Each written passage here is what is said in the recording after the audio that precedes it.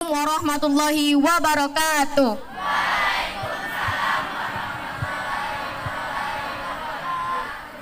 Perkenalkan, nama saya Alea Putri Kirana dari kelas 8D.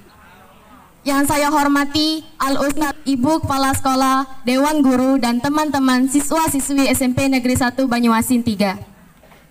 Pada kesempatan yang mulia ini, sejenak saya akan mengajak teman-teman dan hadirin semua untuk mengenang sejarah masa lampau, yaitu masa 1447 tahun yang lalu.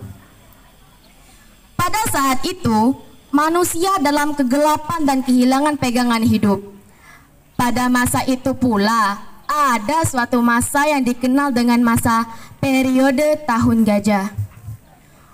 Pada saat itu, kota Mekah diserang oleh pasukan bergajah di bawah pimpinan Raja Abraha Habasyah yang ingin menghancurkan Ka'bah.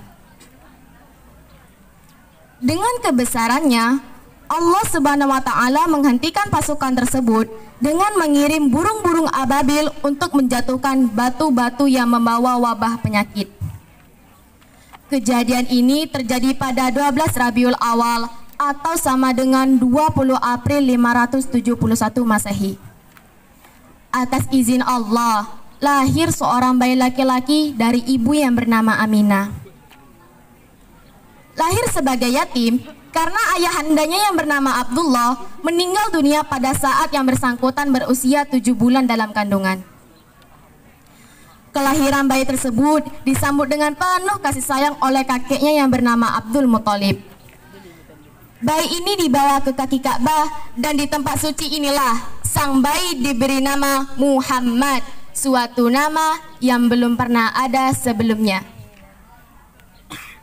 Ya, benar sekali. Bayi tersebut adalah baginda Nabi Muhammad SAW, suri tauladan yang membawa perubahan besar pada peradaban dunia. Mari bersolawat. Allahumma sholli ala sayyidina Muhammad wa ala ali sayyidina Muhammad. Pada saat Nabi berusia 6 tahun, ibundanya meninggal dunia di Al-Abwa, kampung di antara Mekah dan Madinah.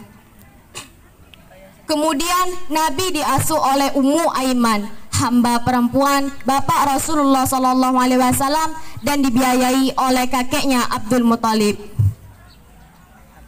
Namun usia kakeknya pun tidak lama. Pada saat Nabi berusia 8 tahun, kakeknya meninggal dunia. Lalu Nabi Muhammad pun diasuh, tumbuh dan berkembang bersama pamannya Abu Thalib. Pada saat Nabi berusia 40 tahun, ia mendapatkan wahyu dari Allah untuk datang ke Gua Hira sebagai pelantikan menjadi Nabi dan Rasul akhir zaman. Nabi pun mulai berdakwah secara sembunyi-sembunyi, kemudian berdakwah secara terang-terangan. Pada tahun ke-11 era Nabi Muhammad SAW terjadi peristiwa yang sangat menyedihkan. Kejadian ini biasa disebut dengan tahun kesedihan karena pamannya Abu Thalib dan istrinya Siti Khadijah meninggal pada tahun yang sama. Kemudian Allah Subhanahu wa Ta'ala menghibur Nabi Muhammad dengan mengirim malaikat Jibril untuk melakukan perjalanan dari Masjidil Haram ke Masjidil Aqsa yang disebut dengan Isra. Kemudian dilanjutkan lagi dari Masjidil Aqsa ke langit ke-7 yang disebut dengan Mi'raj. Pada saat inilah Nabi Muhammad mendapatkan perintah untuk menjalankan sholat 5 waktu yang wajib bagi umat Islam. Pada saat Nabi berusia 63 tahun, ia jatuh sakit selama 2 minggu. Lalu ia pun mendatangi salah satu istrinya, yaitu Siti Aisyah, dengan kondisi yang sudah lemah. Nabi pun meninggal di pangkuan sang istri pada tahun ke-11 Hijrah atau sama dengan 8 Juni 632 Masehi di Madinah Al-Munawwarah.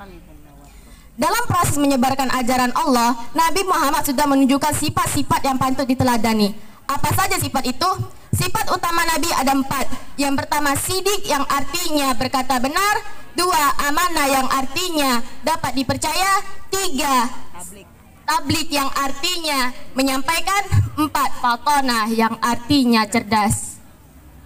Demikian cerita Nabi yang bisa saya sampaikan. Semoga kita bisa menteladani akhlak beliau dalam kehidupan sehari-hari. Tentunya cerita ini belum mewakili secara keseluruhan sejarah Nabi.